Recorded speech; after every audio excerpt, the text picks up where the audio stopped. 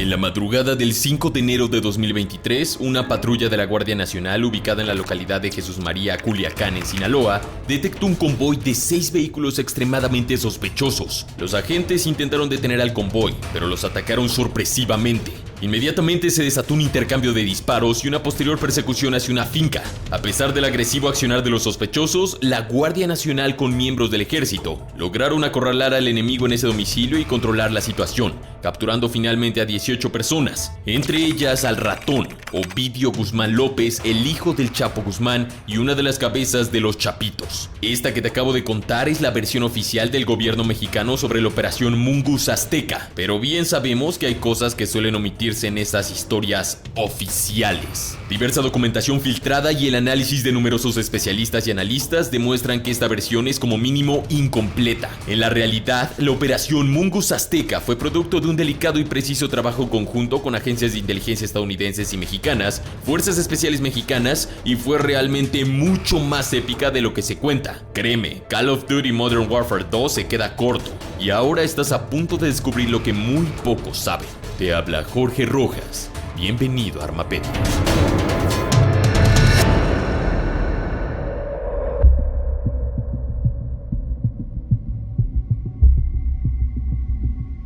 Empecemos hablando por el objetivo de este operativo. Ovidio Guzmán López. Apodado El Ratón, Ovidio Guzmán, de 33 años, es el segundo hijo de uno de los antiguos líderes del cártel de Sinaloa, Joaquín El Chapo Guzmán. Si bien se sabe que Ovidio cursó al menos 4 años de colegio primaria en una exclusiva escuela en el sur de la Ciudad de México, este se vio involucrado en el negocio familiar desde temprana edad. Según documentación, El Ratón comenzó a tomar un rol importante en el cártel de Sinaloa a partir del año 2008. Esto luego de la muerte de su hermano Edgar Guzmán en el contexto del enfrentamiento contra los Beltrán Leiva, otra organización delictiva. Tanto Ovidio Guzmán como su otro hermano Joaquín Guzmán López fueron creciendo dentro de la estructura del cártel. Sin embargo, contrario a lo que muchos medios de comunicación han afirmado, El Ratón no es el líder de la facción de los Chapitos o los menores, sino que esa posición lo ocupa su hermanastro mayor Iván Archibaldo Guzmán. Para poner todo esto más en contexto, los Chapitos es una facción fundamental del cártel de Sinaloa que cuenta con al menos 4.500 o 5.000 hombres armados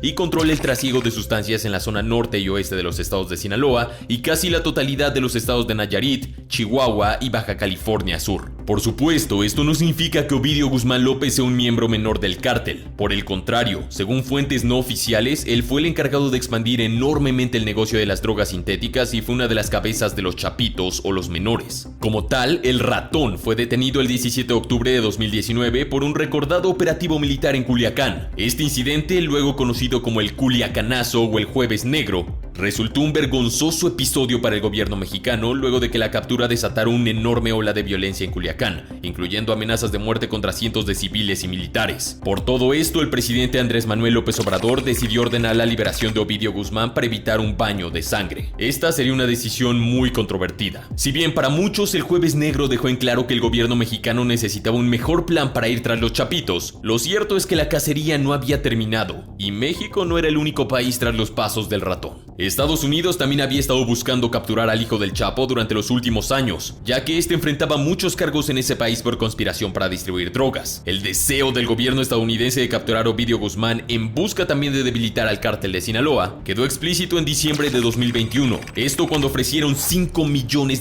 por información que llevara a su captura. Sin embargo, a mediados del año siguiente, Estados Unidos y México decidieron tomar el asunto como una prioridad absoluta. A diferencia de lo que dice la versión oficial de la captura del ratón, la operación que logró el objetivo no empezó con una casual persecución de la Guardia Nacional en enero de 2023, sino que sus inicios se remontan a unos 6 o 7 meses atrás. Según archivos filtrados de la Secretaría de la Defensa Nacional Mexicana, SEDENA, agencias de inteligencia de los Estados Unidos han trabajado en conjunto con el gobierno mexicano para establecer operaciones de investigación y vigilancia contra los miembros del cártel de Sinaloa, al menos desde mayo de 2021. Esto se realizó en parte a través del AMOS, un sofisticado sistema de procesamiento de radar que utiliza recursos terrestres, aéreos y marítimos para detectar y prevenir actos de terror o de contrabando.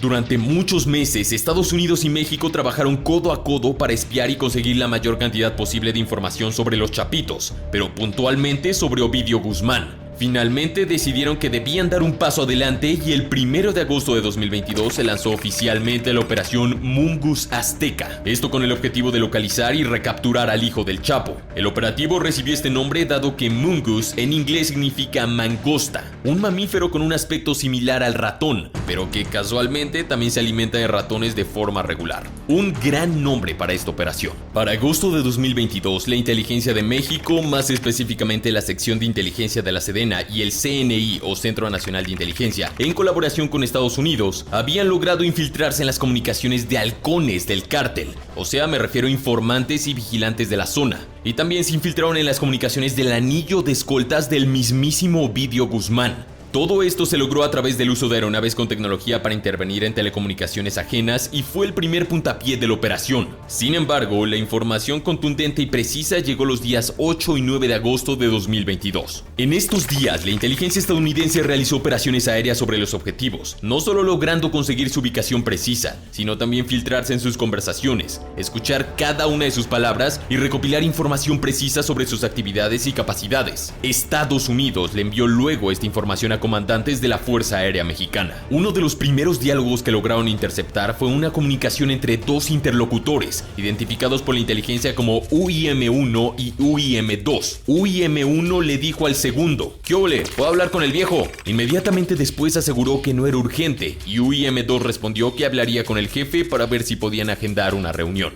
Este inocente y corto intercambio confirmó la cercanía de estos operarios con Ovidio Guzmán, alias el Ratón, pero quien también era regularmente llamado el Viejo.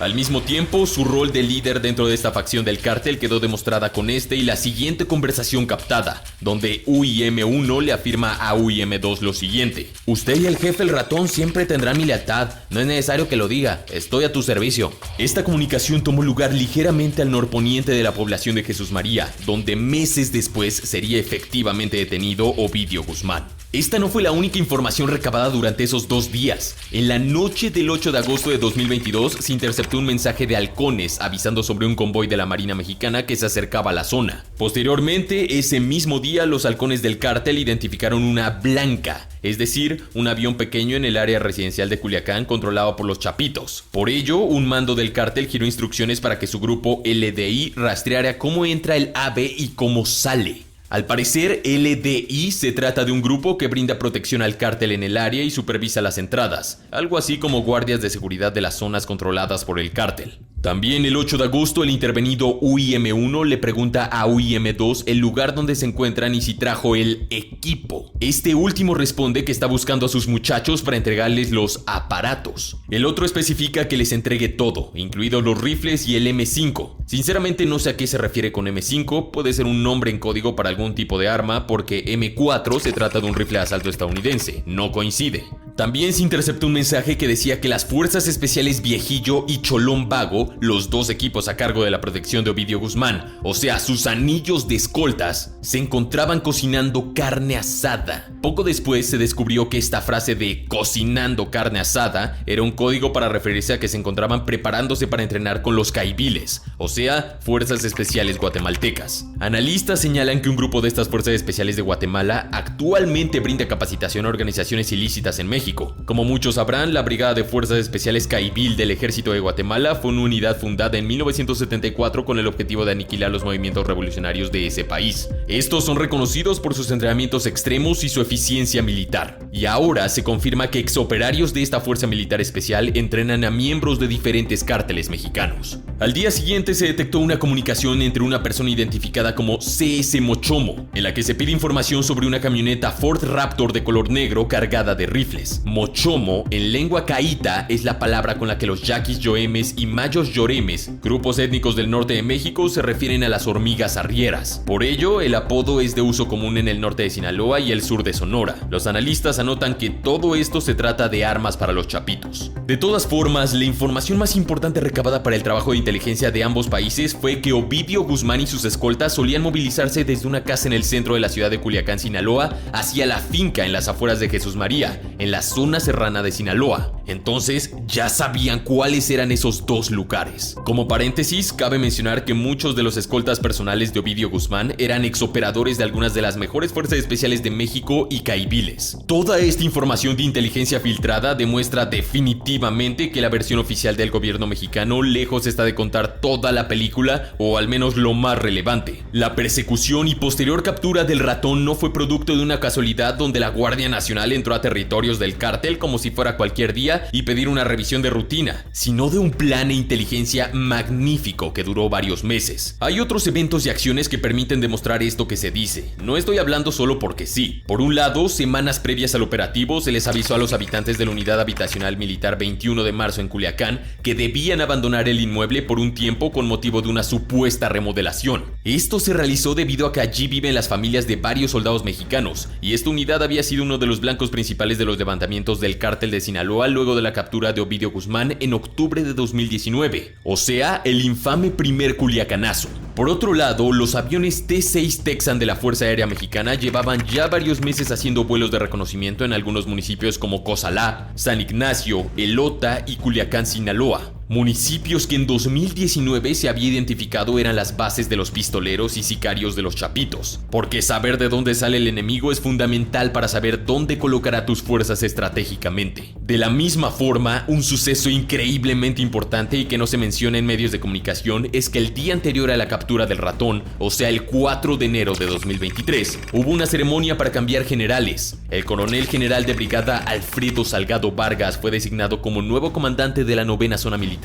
con base en Culiacán, pero que incluye a todo el estado de Sinaloa. Él sustituyó al general Héctor Ávila Alcocer. Y se vuelve más interesante al saber quién es este general. El general Alfredo Vargas fue comandante de la mismísima Fuerza Especial de Reacción y muchos lo consideran como un hombre incorruptible y muy inteligente. Este cambio sospechosamente puntual fue señalado como una medida para distraer la atención y principalmente evitar que se filtrara información al cártel sobre la operación Mungus Azteca. Hay que mencionar eso, en todos sus niveles el cártel de Sinaloa tiene en su nómina políticos, militares, policías y civiles, y de filtrarse algo, toda la misión habría sido un fracaso. Es indudable que las fuerzas mexicanas y estadounidenses obtuvieron información clave en agosto de 2022 y que a partir de ese momento comenzaron a planear el operativo que finalmente sería llevado a cabo el 5 de enero de 2023. Primero que nada, las fuerzas siguieron investigando y espiando al enemigo para confirmar definitivamente la información recibida. Simultáneamente, se hizo un trabajo de inteligencia para ultimar horarios de traslados, posibles rutas de escape, armamento de los enemigos y mucho más, de forma de estar preparados para todo.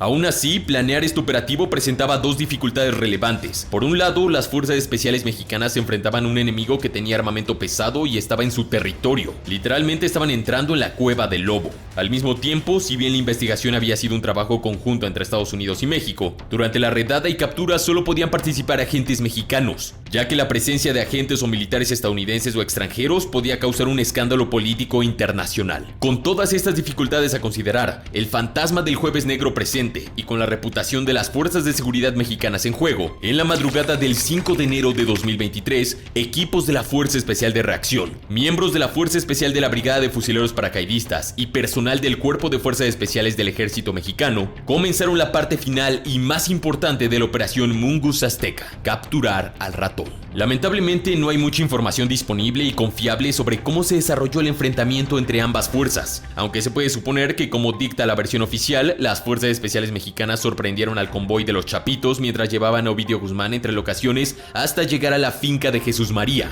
Ya en la finca de Jesús María, los sospechosos buscaron tomar refugio. A pesar de que, según fuentes no oficiales, el volumen de fuego del cártel fue 4 o 5 veces mayor que el de los operadores especiales mexicanos, eventualmente estos lograron irrumpir en el recinto con éxito y detener con vida a Ovidio Guzmán y a otras 18 personas. Todo esto, según algunas fuentes, habría costado la vida de unos 10 a 12 operadores de las fuerzas especiales mexicanas. Los altos mandos mexicanos y estadounidenses ya sabían por el primer culiacanazo que no sería tan fácil sacar al hijo del Chapo de este territorio. Por eso lo tenían previsto. Durante el operativo se sabe que participaron 3 aeronaves de ala rotativa y 2 de ala fija. Luego de ser capturado, Ovidio Guzmán fue extraditado del domicilio de Jesús María a través de un helicóptero de la Fuerza Aérea Mexicana. Aunque los miembros del cártel les dispararon intensamente a las aeronaves, no lograron detener que el ratón fuera llevado por el helicóptero directo desde Culiacán, Sinaloa, al Aeropuerto Internacional de la Ciudad de México. Al mismo tiempo, muchos sicarios irrumpieron e ingresaron en el aeropuerto de la ciudad de Culiacán, Sinaloa, creyendo que el helicóptero se dirigía allí o que sería llevado en un avión. Esto fue lo que causó más furor en todos los medios de comunicación mexicanos.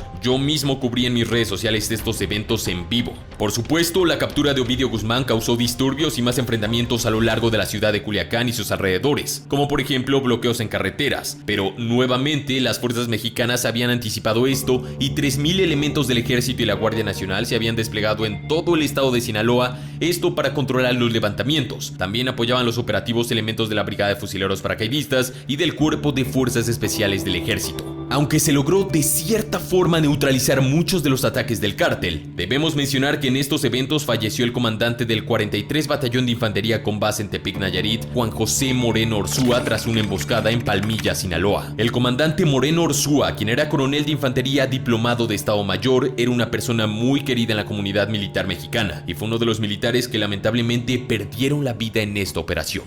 Del aeropuerto de la Ciudad de México, el ratón fue transportado rápidamente de forma terrestre a las instalaciones de la FEMDO, o sea, la Fiscalía Especializada en Materia de Delincuencia Organizada de la Ciudad de México. Posteriormente, usando un convoy falso de señuelo para más de 30 medios que había y para posibles ataques, Ovidio Guzmán fue realmente transportado por un helicóptero de la FEMDO al Centro Federal de Readaptación Social número 1, mejor conocido como el Altiplano, una cárcel de máxima seguridad en México. Una vez completada con éxito la operación Mungos Azteca, que tuvo un saldo de 29 vidas, 10 militares y 19 miembros del cártel, la situación entró al terreno legal. Luego de conseguir una suspensión judicial para impedir ser extraditado a Estados Unidos inmediatamente después de la captura, el 7 de marzo de 2023, Ovidio Guzmán compareció a través de una videoconferencia frente al juez de la causa. En esta reunión se dio un hecho insólito, ya que la defensa del presunto narco, conformada por 8 abogados distintos, aseguraron que las fuerzas mexicanas se habían confundido y que su cliente no era realmente el hombre buscado. Esto se hizo con el fin de que la Fiscalía Mexicana tuviera que comprobar la identidad del detenido con documentos oficiales y pruebas de ADN para, de esta forma, alargar o incluso frustrar el proceso de extradición a los Estados Unidos. Esta estrategia no parece haber dado mucho resultado, en gran parte porque el mismo Ovidio Guzmán en el momento de declarar le dijo al juez que su nombre era Ovidio Guzmán López. Hoy en día el proceso judicial sigue su camino y mucha información parece apuntar a que Ovidio seguirá el mismo camino que su padre y será extraditado a Estados Unidos. Aunque ahora mismo que hago este video, su defensa legal ha logrado ciertos amparos para impedir esto, pero solo el tiempo dirá la decisión final. En abril de 2022, el hermanastro de Ovidio Guzmán y líder real de los Chapitos, Iván Archibaldo Guzmán Salazar, fue declarado por la DEA como el enemigo público mexicano número 1. Y es probable que sus días estén contados desde ahora. Quiero agradecer al periódico Contralínea y al canal de YouTube